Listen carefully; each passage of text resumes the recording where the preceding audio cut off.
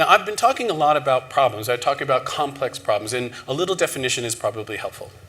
So Samuel Arbesman, who's a complexity scientist, declares it as complex is a large number of moving parts interacting in multifaceted ways. Think biological cells, think cities, think massive computer networks. And sometimes, because they're interacting in multifaceted ways, you can't necessarily predict what those interactions are going to be. Now, this is contrasted to complicated problems, like building an airplane. Millions of parts, but you kind of know how they're going to interact with each other. And you can probably, if you intend to build a plane, if you have sufficient capital, you can probably wind up with a plane. So the systems there are tightly coupled. They are operations and leadership are focused on execution and building toward known standards. Critically important for building a plane. Not so effective if you're thinking about climate change, because of so many massive parts and moving pieces and multiple stakeholders.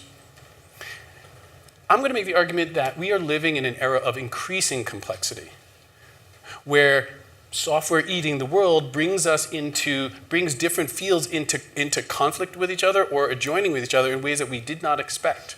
Think about algorithms, and then you have to think about bias in algorithms because they're designed by human beings. Those are things we never really would have anticipated. I'd also say that these problems are some of our most urgent. So making sure that our systems for managing and creating these innovations and then getting them into the public sphere is matched with the problem at hand. And unfortunately, in governance, in international development, there are lots of situations where that mismatch happens.